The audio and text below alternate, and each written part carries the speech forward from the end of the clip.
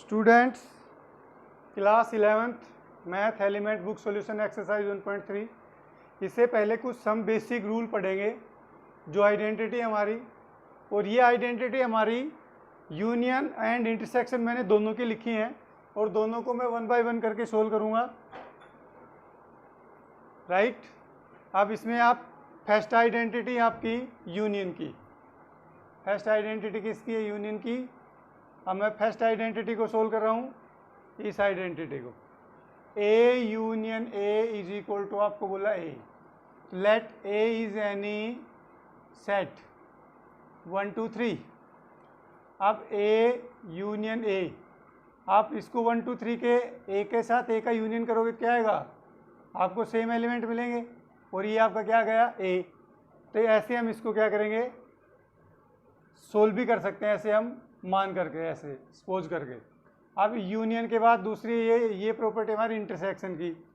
Late say A intersection A is equal to A 1 2 3, ये है। तो ए का ए के साथ इंटरसेक्शन करोगे तो क्या मिलेगा? 1 2 3, ठीक है, आ गए। तो ऐसे हम इसको इंटरसेक्शन में भी ऐसे ही सोल्व करेंगे। अब देखो सेकंड प्रॉपर्टी आपकी A union phi, A union phi is equal to A. Let say A is equal to 1 2 3, और फाई क्या होता है? ऐसे एलिमेंट सेट जिनके अंदर कोई भी एलिमेंट नहीं होता। ए यूनियन फाई क्या हो गया? फाई के अंदर तो कोई सेट है ही नहीं, तो आपको क्या मिलेगा? सिर्फ ए। तो ये आपका हो गया। अब ऐसे ही इसमें ये हमारी हो गई। अब इसको देखो, A union A intersection U, U is a universal set.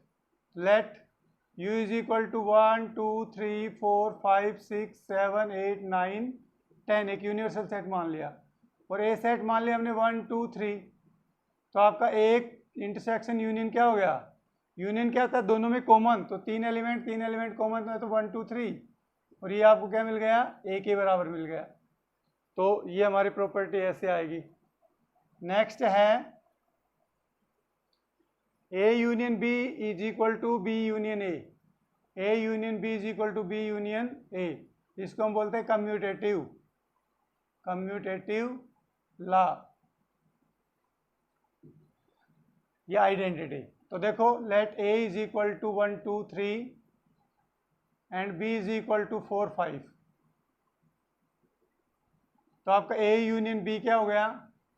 1 2 3 4 5। आपका बी यूनियन ए क्या हो गया? पहले बी के लिख लो 4 5 1 2 3। तो एलिमेंट्स को आप कैसे भी लिख सकते हो, ऑर्डर इसमें कोई मैटर करता नहीं है। तो ये आपका क्या होगा? A union B is equal to B union A. और सिमिलर प्रॉपर्टी इंटरसेक्शन में भी लगेगी हमारे। जैसे इसमें इंटरसेक्शन हमें फाइंड करना है, तो इंटरसेक्शन के लिए भी कम्यूटेटिव होगा। ये आपका इंटरसेक्शन हो गया। अब यहाँ पे देखो, A intersection B find out करो तो क्या मिलेगा? फाई। और बी इंटरसेक्शन ए फाइंड करो तो क्या मिलेगा? फाई। इन दोनों इक्वल आ गए। A intersection B equal to B intersection A. तो ये हमारा इंटरसेक्शन के कम्यूटेटिव लॉ हो गया। अब इसमें है एसोसिएटिव लॉ। ये जो डिग्री आपकी ये है एसोसिएटिव लॉ। एसोसिएटिव लॉ क्या है? A union B union C equal to A union B union C. Let A is equal to 1 2 3, B is equal to 3 4 and C is equal to 4 5 6। अब इसमें first लो A union B. A union B कितना आएगा? 1 2 3 4। फिर A union B का union करो C के साथ। ए यूनियन बी क्या था? 1 2 3 4, और सी क्या था? तो 4 हमारा आ गया, तो 5 6। ऐसे ही राइट साइड को सोल्व करेंगे तो बी यूनियन सी करो 3 4 5 6। अब इसका ए के साथ यूनियन करो, ए क्या है? 1 2 3 आ ही रहा हमारे पास इसमें, तो 4 5 6। तो दोनों साइड क्या गई? इक्वल। तो सिमिलर जो यूनियन में लगता है सेम वही प्रॉपर्टी इंटरसेक्शन में लगती है। अब उसके बाद है ये इंटरसेक्शन की हो गई। उसके बाद है distributive, this is distributive law. Distributive law, distributive law क्या कहता है, देखो A union B intersection C, A union B intersection A union C. Let's say A is equal to 1 2 3, B is equal to 3 4 5 and C is equal to 4 5 6। तो students यहाँ पे देखो, पहले तो लेफ्ट साइड सोल्व करेंगे, तो B intersection सी कितना हुआ, बी सी 3 4 5 6। अब उसका ए के साथ यूनियन कर दो, बी इंटरसेक्शन सी का 1 2 3 4 5 6। अब ये तो आ लेफ्ट साइड। अब राइट साइड को सोल्व करोगे, A union B find out करो। ए यूनियन बी कितना है, 1 2 3 4 5, और ए यूनियन सी करो 1 2 3 4 5 6। अब दोनों का इंटरसेक्शन करो, A union B intersection A union C. अब इन दोनों में इंटरसेक्शन करोगे क्या आएगा, 1 2 3 4 और 5। तो ये दोनों साइड क्या होगी हमारी,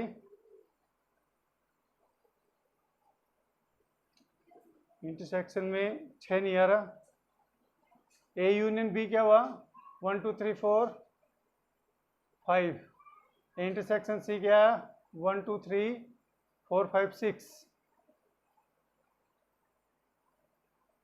आपका बी इंटरसेक्शन सी कितना था यहाँ पे, बी इंटरसेक्शन सी 3 4 5 3 4 3 नहीं आएगा स्टूडेंट्स।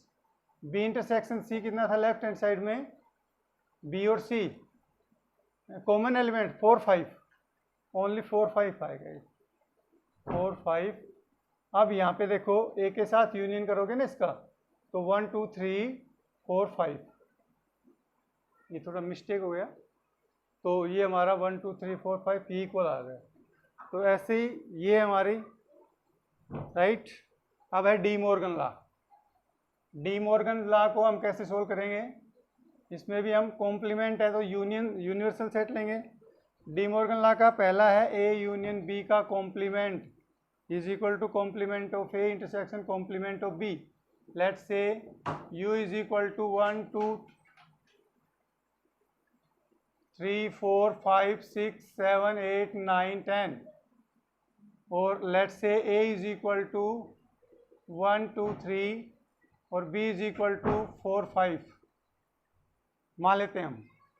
अब यहाँ पे a union b find out कर लो, 1 2 3 4 5, a के सारे एलिमेंट और b के सारे एलिमेंट।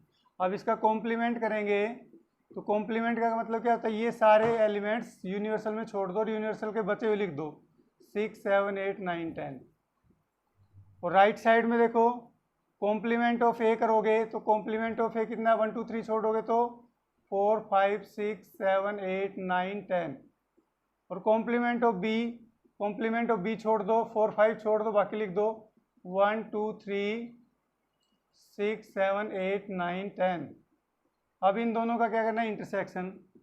इंटरसेक्शन के लिए देखो कॉमन पॉइंट 1 इसमें है, 4 5 है नहीं है, तो 6 है 7 है 8 है 9 है और 10 है। तो ये दोनों हमारी क्या आ गई, इक्वल आ गई। तो इसको हम बोलते हैं डी मॉर्गन लॉ। ये पहला पार्ट था। और सेकंड सिमिलरली ऐसा ही है, बस ये इंटरसेक्शन का दे रखा है, तो सेकंड आपको खुद करना है। तो ये मैंने सारे जो रूल्स थे बेसिक वो मैंने आपको बता दिए हैं। अब हम चलते हैं एक्सरसाइज पे। स्टूडेंट्स अब हम एक्सरसाइज पे आते हैं। एक्सरसाइज में 3 क्वेश्चन हम पहले कर चुके। क्वेश्चन नंबर 4 है, लेट यू एक यूनिवर्सल सेट दे रखा जिसके एलिमेंट 1 to 9 है। ए सेट है 1 2 3 4, बी सेट है 2 4 6 8, सी सेट है 3 4 5 6। आपको फाइंड करना है ए इंटरसेक्शन बी का कॉम्प्लीमेंट। तो देखो पहले को कैसे सोल्व करेंगे, सबसे पहले तो इंटरसेक्शन फाइंड आउट कर लो। पहले तो लिख लो यहाँ पे here u is equal to 1 2 3 4 5 6 7 8 9। और ए कितना हमारे पास 1 2 3 4 और सी कितना है, यहाँ पे बी की रिक्वायरमेंट नहीं तो बी को मत लिखो, सी लिख लो 3 4 5 6। अब ए इंटरसेक्शन सी, ए इंटरसेक्शन सी में 3 4 कॉमन है तो 3 और 4 लिखेंगे। देखो यहाँ पे 3 है और 4 है। अब आपको complement of A intersection C निकालना है, तो यूनिवर्सल सेट में 3 और 4 छोड़ दो, बाकी यूनिवर्सल सेट के सारे लिख दो 1 2 5 6 7 8 और 9। ये हमारा क्या रहेगा आंसर। ऐसे स्टूडेंट सेकंड था ए माइनस सी कॉम्प्लीमेंट।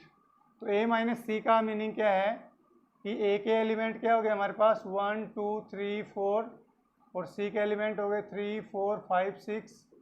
तो कल हमने डिफरेंस पढ़ा था ए माइनस सी, तो सी के एलिमेंट जो ए में हैं उनको काट दो, 3 4 हैं और बचे ए के सारे लिख दो। अब ए माइनस सी का कॉम्प्लीमेंट क्या होगा, अब कॉम्प्लीमेंट का मतलब है कि 1 2 है वो यूनिवर्सल में 1 2 छोड़ दो, बाकी सारे लिख दो 3 4 5 6 7 8 9। ये हमारा क्या गया आंसर। ऐसे ही क्वेश्चन नंबर ये कंप्लीट हो गया, इसका एक पार्ट है वो आपको खुद करना है। नेक्स्ट स्टूडेंट्स क्वेश्चन नंबर 5 है, यूनिवर्सल सेट दे रखा है जिसके एलिमेंट 1 to 8 हैं। एक सेट है 1 2 3 4 एलिमेंट हैं, बी है के एलिमेंट 3 4 6 और सी के एलिमेंट 5 6 7 8। आपको वेरीफाई करना है पहला A intersection B intersection C. ये देखो कौन सा लॉ है, associative law of intersection. Intersection का एसोसिएटिव लॉ है associative law of intersection. Intersection का कौन सा लॉ है, एसोसिएटिव लॉ, राइट। अब इसको सोल्व करो। देखो ए क्या है, सबसे पहले इसको लिखो A intersection B intersection C is equal to A intersection B intersection C. Left hand side लेंगे हम, तो सबसे पहले जो ब्रैकेट में लिखा है उसको लिखो बी सी। अब यहाँ पे आप लिखोगे हेयर, पहले लिख लो A is equal to 1 2 3 4, B is equal to 3 4 6 और सी इज इक्वल टू 5 6 7 8। अब यहाँ पे लिखो लेफ्ट साइड लिखो A intersection B intersection C. तो जो सबसे पहले ब्रैकेट में दे रखा है उसको सोल्व करो बी सी। बी सी का इंटरसेक्शन फाइंड करना 6 ओनली, फिर उसका ए के साथ इंटरसेक्शन निकालो। इसमें तो कुछ है नहीं तो 5। राइट साइड लो,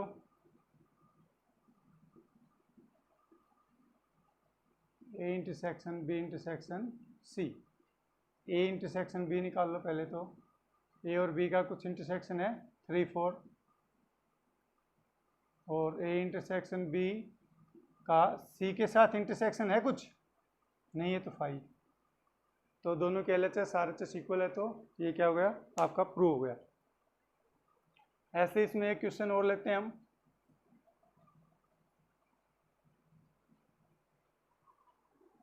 जैसे इसमें ले लिया मैंने A intersection B complement, A intersection B complement is equal to complement of A union complement of B. देखो स्टूडेंट्स अब लिखो here A is equal to, पहले तो यूनिवर्सल लिख लो 1 2 3 4 5 6 7 8। ए क्या हुआ 1 2 3 4, बी क्या हुआ 3 4 6, सी क्या हुआ 5 6 7 8। तो आपको पहले ए इंटरसेक्शन बी का कॉम्प्लीमेंट फाइंड करना है, तो सबसे पहले ए इंटरसेक्शन बी निकालो। ए और बी का इंटरसेक्शन क्या रहेगा 3 4। इसका ए इंटरसेक्शन बी का कॉम्प्लीमेंट कर दो, तो यानी यूनिवर्सल में 3 और 4 को छोड़ दो, बाकी सारे लिख दो 1 2 3 3 4 तो लिखेंगे नहीं 5 6 7 8। इसकी राइट साइड लो A complement union B complement. सबसे पहले ए कॉम्प्लीमेंट करो, 1 2 3 4 को छोड़ दो तो 5 6 7 8 और बी का कॉम्प्लीमेंट कर लो 3 4 6 को छोड़ दो, 1 2 3 4 को छोड़ दो, 5 6 को छोड़ दो, 7 8। अब इन दोनों का क्या करो, यूनियन। तो लिखो 1 2 5 6 7 8। तो ये साइड और ये साइड आपकी क्या आ गई, इक्वल आ गई। तो ऐसे हम इसको लेफ्ट और राइट साइड को इक्वल कर देंगे तो ये हमारा क्या आ जाएगा, आंसर। स्टूडेंट्स इसके बाकी पार्ट आपको खुद करने हैं। अब हम क्वेश्चन नंबर 6 पे चलते हैं। क्वेश्चन नंबर 6 है हमारे पास, let A is equal to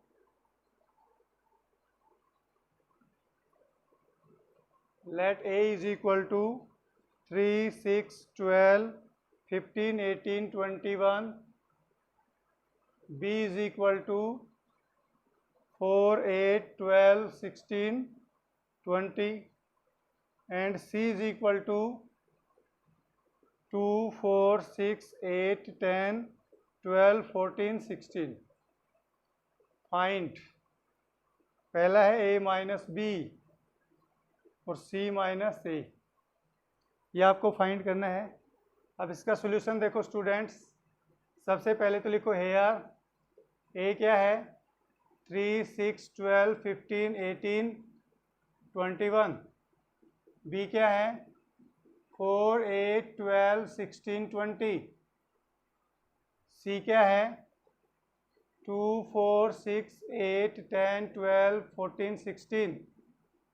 अब आपको पहला करना है ए फाइंड करना है, ये फर्स्ट पार्ट है इसका, ए माइनस बी। अब ए माइनस बी का क्या रूल होता है स्टूडेंट्स, जो ए के एलिमेंट जो बी के एलिमेंट ए में नहीं हो, जैसे यहाँ पे देखो 4 इसमें नहीं है छोड़ दो, 8 इसमें नहीं है छोड़ दो, 12 है 12 को काट दो, 16 है नहीं है, 20 है नहीं है, तो सिर्फ आपको 3 6 15 18 और 21, ये हमारा क्या आ गया आंसर।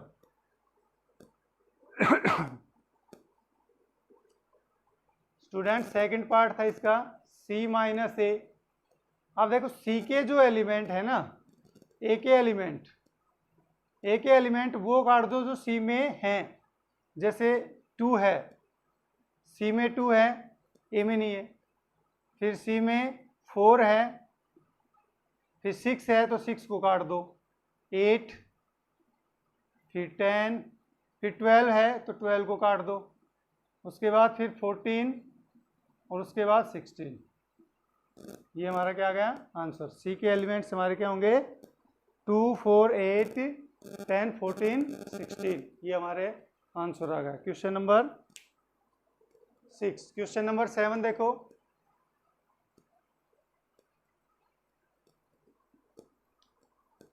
क्वेश्चन नंबर 7 है, मैं लिख देता हूँ question number, if a is equal to a b c d e and b is equal to d e f g,